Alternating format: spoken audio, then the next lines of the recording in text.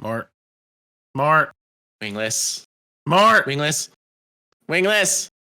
I think we should do a reaction video on the Caves and Cliffs announcement that Mojang released. Since we mentioned in our first video that like this was kind of the reasons why we wanted to really get into the videos before things expanded on that. Sounds like a good idea. Good. So yeah, hi everyone. I'm Morticia and this is Wingless, and we're doing a React video.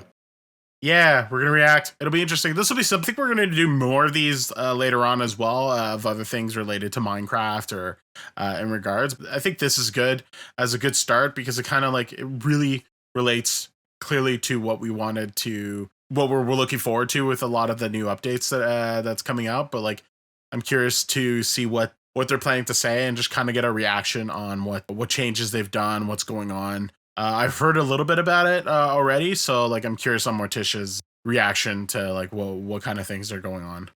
Absolutely. Well, for sure, I want her T-shirt because it's a nice rainbow, LGBTQ rainbow, representing the peoples of color in the trans colors. So I want one of those.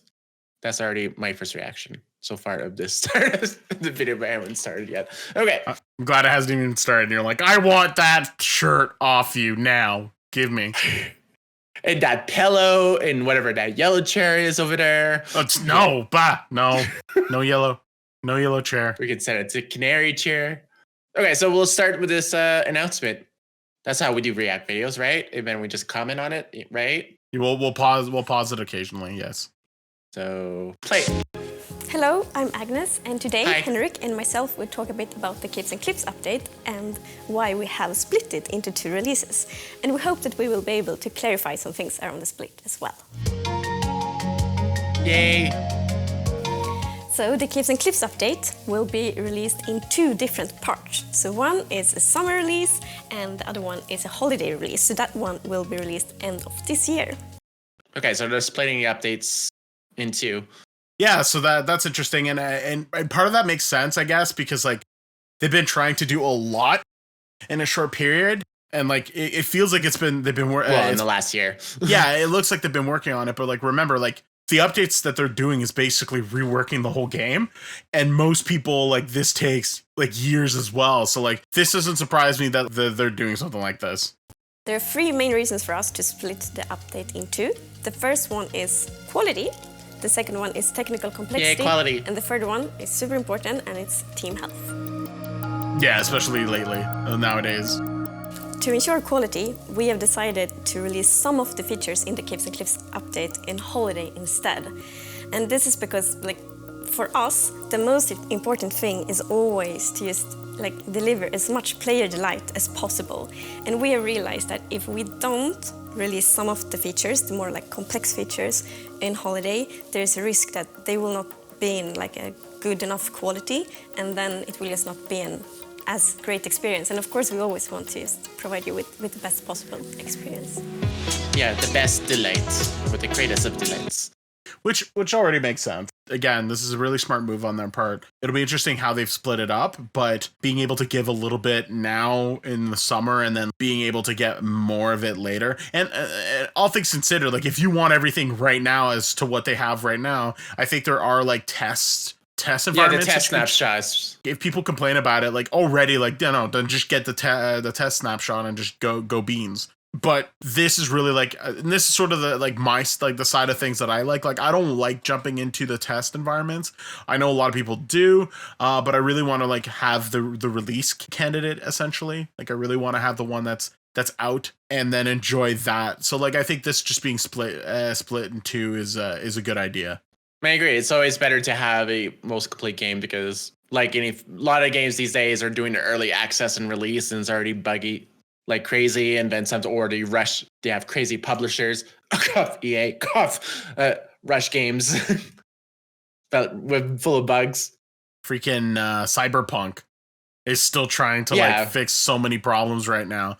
So like I'm hoping, and look what happened to Mass Effect Andromeda before when they released that way too quickly as well. Like no, like take the time. Yeah, there's like a lost count of how so many games it is. It's just part of the problem is it becomes so normalized and even monetize to the point, oh, it's early access. It's somehow excuse it. I mean, in some cases, early access makes sense, but early access, only $120. yeah. But the bigger companies get away with doing the same thing. It's like, no, you can't get away with it. You're too big. It doesn't make sense for big companies, but I should be able to get it done. Especially when they start making like limited edition early access content, and they're like, yeah, but we're still fixing it. Like, you just gave me no, go away. No. Right. So in the case of Mojang with Minecraft's already like popular game for years. I mean, it always had some of its bugs, but the bugs are so minimal or minor that it doesn't ruin quality really ever. And then even when there's like major bugs, they update often enough. So now they want to do like, we call it update, but it's essentially a literal expansion. So they want to make sure it continues the current feel of before. So it makes sense. And now because they're taking on so much for this update, now they're realizing it's like, we're not going to be able to get it all done in one go. So we're going to have to prioritize and triage. And sometimes you have to do that. Sweet. So let's see what their technical challenges have been. Yeah. How challenged are you technically? There you go. Just play. Play. Hi, there you go. I'm Henrik. Delayed. As Agnes mentioned, Henrik. one of the reasons why we're splitting this update into two is because of technical challenges. This update is huge. We are changing the very shape of the world in Minecraft, adding massive mountains, epic caves, and changing the height of the world in order to fit these things. This is tricky. It touches the core of how the world is generated. It's also tricky for performance reasons because there's just more going on when the world is higher. So we've decided that we don't want to rush this. We want to make sure that we give this the time it deserves. While at the same time, we realize that there's a bunch of features that don't involve changing the way the world is generated. So we decided to split it and put those parts in the summer update and then put the world generation parts in the holiday update. That makes a lot of sense. So it'll be interesting, but basically from my understanding, they're keeping all of like the new items that they were trying to generate and just moving aside the world generation of it. So essentially, we're still getting everything except for the actual caves and cliffs. So that's actually kind of funny when the update's going to be called Caves and Cliffs without Caves and Cliffs. But it makes sense that that's like their biggest thing that's going to be. Well, they're probably going to change the name for the summer one. So later on, when it however to do split, like they had to later on do so Caves and Cliffs, that could be Caves and Cliffs. And then when the first part with the rest of it in, the rest of the stuff, here's copper. Have fun. Like, I'm calling it now. If they are still calling it Caves and Cliffs for the summer update, but they don't have Caves and Cliffs, I think that's going to be a bit funny. If they find a rename for it, or they do part 1, part 2, we'll see. I don't know. They don't really need to name. That's like watching Pirates of the Caribbean, but like they're in London the whole time and they're not going anywhere. Then like, okay, where's the ships? Where's the water? Where's the... So like, no, I think that'll be funny. But aside from that, like, no, I think that's cool. Anyway, I like it. They say world generation, but technically it's all world generation. They're just different parts of world generation.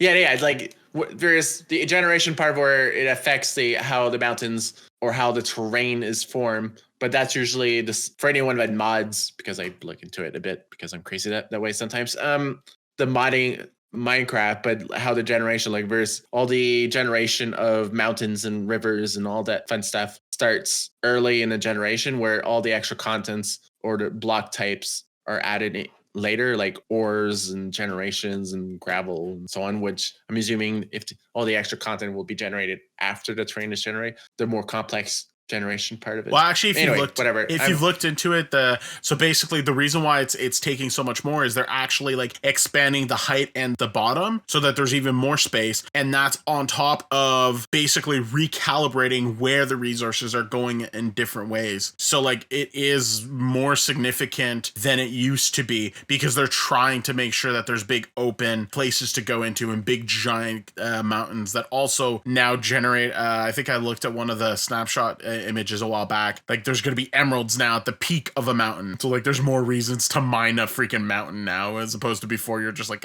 too tall. But there's no diamonds there. I'm just going to go down. So like I think that's going to be cool. I haven't fully read up on exactly how they do what change aside from the big obvious stuff. But anyway, talk about team health because that's important. Team health is something that's very important for us. With the Caves and Cliffs update, we realized if we're gonna release all the features in the summer, we would have to crunch a lot, and we shouldn't. And we don't want to force anyone to work overtime. We also want to acknowledge that we all are living in a pandemic right now, and we know many have been affected. Hold the phone. We're in a pandemic right now? No! Why didn't you tell me, Mort? I don't know. I figure you're indoors all the time anyway. You should be fine. That's sort of true. That's terrible. But yeah, no, like part of it, which is like team health, I was also thinking, I'm like, so you don't get stabbed in the back with a sword. Interesting. For those who don't know, both of us, we've worked in the game industry. So we maybe not quite developers, but mostly from the QA side of things. But we still work with developers and how stressful it can be and how much we can get pushed in extra hours. So even if these days with the pandemic, we're working remotely, overtime is still rough. Yeah, and like as much as it can be a gain sometimes during that time, the gain is sometimes not worth the stress, especially when there's constant demand. It really depends on like the need during that period, but like if the overtime is just to like continue hammering yourself like 12 hours a day rather than just the 8 hours or something like that, no, at some point you end up burning out. Especially like I had a time where like because we were so short staffed in technical testing that I had to do double shifts for 2 projects. Well, now you have to try to make sure that you're not mixing your stuff up as well. I ended up, I think I was working 16 hours for like 2 months, like almost every day and even into weekends, at least like a regular shift on the weekends as well. You can do it, but it's not healthy. It's not good at all. So like I'm good on them to do this, and I'm glad that they're just telling people like, yo, we don't want our people burnt out. We're also dealing with a pandemic. This isn't great for people either. So yeah, well, this is the acknowledgement that we've made. So no, good job on them. I'm happy about that. We want healthy brains to do our good quality games with fully I want my cube world to not look like triangles. Thank you. All right. By that. So it's much better to make sure that the team feel as good as possible and are as happy as possible. Yes. Because then we can be happy and be creative and create a good game. Happy workers makes for productive workers. So how exactly are we going to split the features across the 2 updates? Oh yeah, we were discussing In the first update for the summer, we're going to focus on the blocks and the mobs, and not so much world generation. So blocks would include biome blocks such as drip leaf, pointed dripstone, glowberries, and some building blocks such as deep slate, etc. And mobs will include the axolotl and the goat. I'm really looking forward to the etc. blocks. The what? You missed the part. He said so-and-so blocks and etc. No, he said the axolotl. It's a mob. We're not listening to the same thing, but whatever. Continue. You missed the joke. And most of the world generation is in part 2, but there'll be a little. God damn it! I got it now. I hate you so much. God damn you! That was a terrible joke. That's why I was like, nah. She made a mistake. She wouldn't have done something so silly. Mort. Of course. God damn it. A little bit in part 1 as well, such as generation of copper, geodes, things like that. The second part is all about world generation. So copper and geodes are in the first one. Holiday update, the new caves, the new mountains, and the new world height, as well as the actual placement of the biomes. And the reason why we're doing it that way is because the technical challenges I mentioned are mostly all about world generation. So that's where we want to give it more time to make sure we get it right. Plus, that takes a lot of RAM. It makes sense to put all the big world gen changes into one update to make it easier from a player perspective when you're going to upgrade your world. For us, it's very, very important to be respectful to old worlds. And that's, of course, true for the Caves and Cliffs update as well. Oh. So you will be able to update your world both to the summer update and to the holiday update, and there should be no problems. And I mean, that's good. That's so good. That is effing awesome. Okay. Because I mean, like I think. Yeah, that's people's like biggest concern is that they have to restart stuff, and I'm sure that like there'd be ways to like find a way to back up stuff and whatever. There's a lot of people that have worked on things for years, And so like, especially, I forget when they had done a major rehaul, they had to basically say, no, you can't update anymore. So like, I know this was a huge concern for a lot of people. So I'm super happy that like this isn't like an end of your area, your zone type of thing. Yeah, I know like so many servers have been on for the past year to were worried. They're like, oh, it doesn't matter. Once this is out, we're going to have to restart everything because they're crazy generations. This is good that they're actually going to put effort to be able to maintain old worlds, especially all those old servers like, I don't know, 2B2T. I'm sure they'll be happy with that news. Well, yeah. Well, their whole thing is destroyed in the first place. So yeah, they want to maintain. They want to save the old destructive world in mass graffiti in the scene. I will admit the 2B2T community. It'll be interesting once they have the bigger levels and stuff like that, and the new items. What like shenanigans they'll come up with that, especially with the drip leaf stuff and what. That'll be a whole other bunch of videos that'll be interesting to see moving forward. But no, super good. I'm glad that this doesn't destroy any worlds, especially since we're building out our world as well. So like, no, I'm happy with it. Yeah. Oh, I love your expression. She's so wonderful. Okay. This is super important for me as well. I think my world is more than 10 years old, and I will get so upset if I couldn't play on it. So yeah, definitely. You will be able to play on your old worlds, and you will be able to continue to play on them for many, many more years.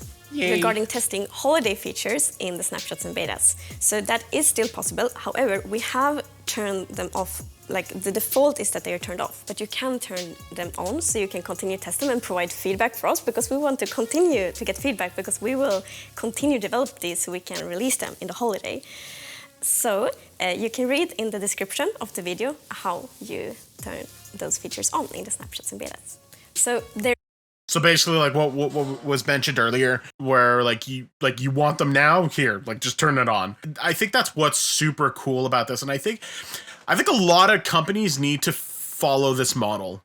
And I'm surprised it's not happening more and more. Like I know there's some places that do this, but I like the fact that like, hey, here's the game as we've structured it now. But if you want to test out updates and our weird shenanigans that we're working on, you could do that too. But here's the game, and here's the add-ons that we're gonna move on to afterwards. I think if more and more games and companies do that, basically they're getting free labor. Right. But people are free when QA. People are excited. No, but when people are excited and wanting to help, then you get people that like go out of their way to find, and like they'll find solutions, and they're like, hey, look at these things, and they're going to be proud of it because they got involved with the community and stuff like that. You end up getting such a stronger fan base, a stronger group. Like how many titles that I've seen that like I'm surprised that they just gave up. They're just like, no, we're not going to fix these things, instead of just being like, no, just make an update later, and just because you can work on it, like because yeah, go. It's not so much like, oh, we're not going to do updates, but like they just feel it's just that you don't have to have it perfect before release for some company. You could just like, I mean, this is strange. We went on about it early access, but the difference is this is like an update. So you could still do the pre-optimized update. So to have initial feedback. So you can, here's the stuff we're planning to expand is we have so far. Just let us know it's available for anyone. And if you have any ideas or feedback, contact it. Otherwise, that's what we have so far. But that's not the official version. This is our beta version. I think that's the difference, though. Like early access, this is an incomplete game, but you're paying full price or maybe slightly less, and that's it. That's all. That's what you get. I think that, and like I think they do have forums for bugs and whatnot, but I feel that early access, basically, you're already setting the example of this is an incomplete game, and a lot of the times, early access isn't an incomplete game. It is a full game. It just still has issues, like any other game. Like nowadays, find me a game that has no bugs. I'll wait. No, not really. But I think I think there's a difference between early access and here's our full game. And if that has bugs, let us know. But here is the extra content we are going to place into it later. You have access to this should you want to activate it. I think those are two separate things. I think it works really well.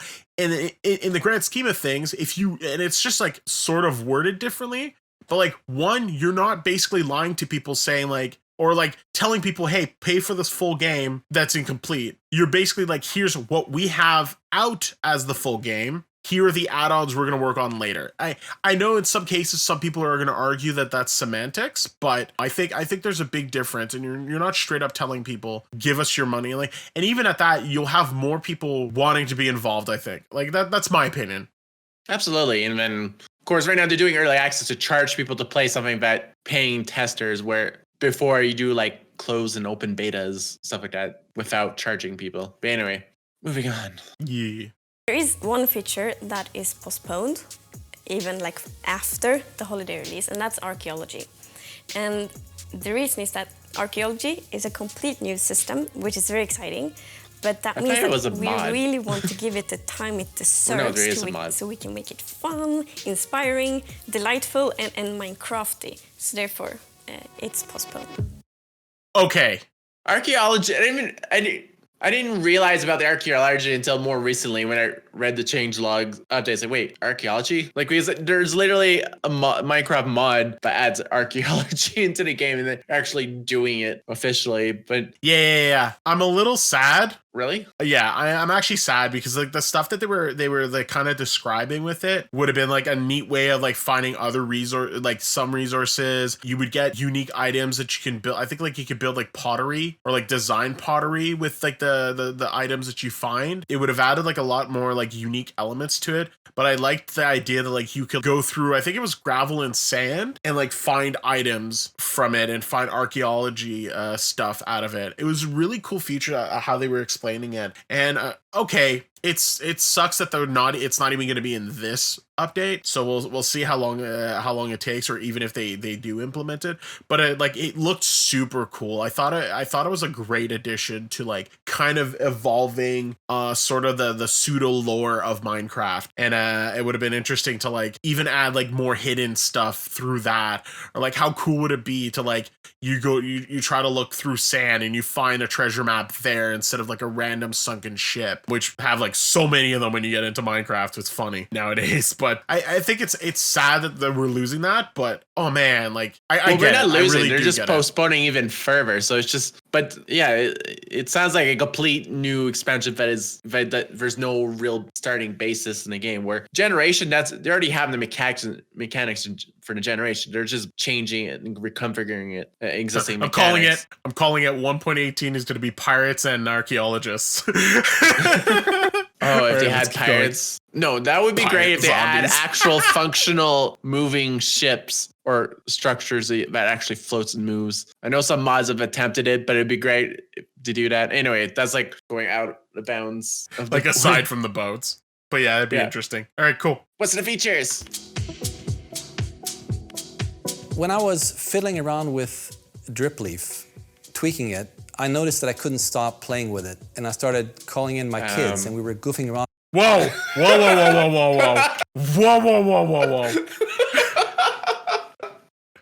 I'm not. Rick. I think I need an adult. I know this is wholesome. I'm sorry, but the wording. Moving on. And laughing. Come on, kids. And one thing we've learned Drip Leaf. Oh, don't stand on it too long, it'll fall. Like, it's just okay, we're good. We're mature, we're adults, we swear. The team is that when you can't stop testing a feature, then you know you're onto something. And a lot of features in this update are like that. So I really hope you're going to enjoy it as much as we are.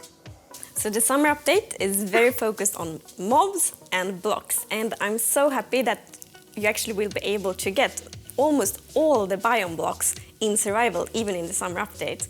So myself, I'm already like, oh, it's okay, I'm gonna find a moss block, and then I'm gonna boom it, so I get all the vegetation blocks from the lush caves, and then I can build, a park in my realm or a fancy garden. So yeah, I really hope that all of you also will be inspired by these blocks and mobs, and will be able to just have a lot of fun and be very creative even during the summer. That's true. The moss block is like a huge changer as well, especially if you're a type of person that likes to have a lot of like grassy like environment and a lot more like vegetation happening with your builds and stuff like that, and how that like basically transforms cobblestone blocks to moss blocks. Like it's super crazy, and I'm glad that that's actually still going to be in the first update. So that's super cool. Have you seen any of those videos about it?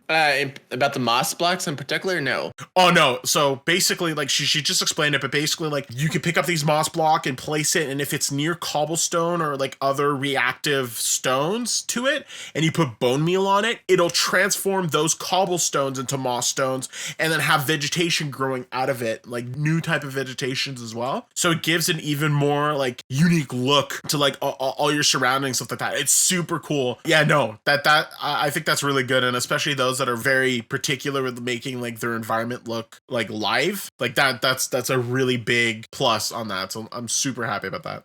Sounds fun. Anything that makes pretty houses and pretty and gardens. We are very happy that we actually can release quite many of the features already in the summer, because we know that many of you have more time to play games in the summer, and then we want to be able to actually give you something new so you can have extra fun when playing Minecraft in the summer as well. Yeah, thanks for being stuck, guys. We hope that all of you are as excited as we are about the summer release, and that the wait for the holiday release is worth it. So yeah, thank you so much for watching, and yeah, see you soon.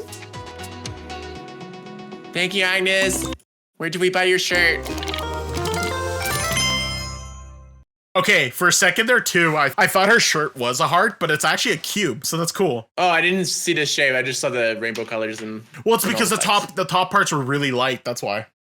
Ah, yeah. So it's just basically like a dirt block community LGBT thing. I think that's cool. That is a really nice shirt. I'll have to look into. Yay! Open like passive support, passive visual support. Anyway, thank you, Mojang, for the update, and we're definitely looking forward. At least we get some of the stuff instead of like delaying the whole thing. We're getting some of the stuff. We're not broken. It's wonderful news.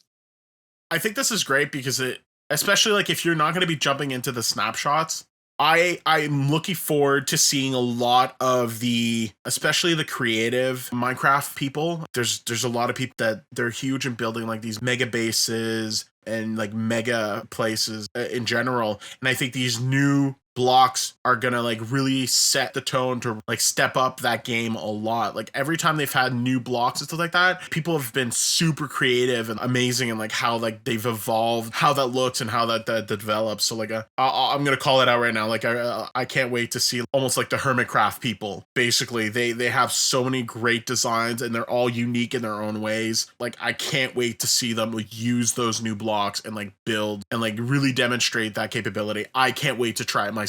That's like my goal for sure, is really step up my building game as well, and really like think outside the box, think very complicated as well without making it look terrible. I've got a long way to go, but like I can't wait. Like, and I really like I want to be inspired as well, and I'm looking forward to seeing a lot of other creators being able to go into that and really demonstrate that a lot. Absolutely. Always more blogs. It allows for more creativity and crazy builds and stuff. It's going to be awesome. So that was, welcome to our first reaction video. And thank you again, Mojang, for the news and clips. And we'll definitely look forward. And to all of you, we are for sure planning to do more React videos. So let us know if there's any particular React videos you want us to watch, especially related to Minecraft or similar stuff. It'd be awesome. Also, if you have a link to a playlist and you want us to like react to a bunch of shorts as well, go right ahead, send it to us, and then see who laughs, who cries, who go ham. Nothing inappropriate, please. Memes are great, no problem now you there. mentioned it, they'll try. We'll see. I mean, we'll find them. We'll chase them down. No, I'm kidding. But yeah, if you've got comments, if you agree with us or disagree with us, or you're curious about anything, comments down below. Make sure to put a like in the video. Like, subscribe, check out social media, Twitter, and Instagram, and anything else we may end up doing social media wise. Yeah. Woo. Until next time. Thanks everyone. Yeah. Until next time. Bye. Bye.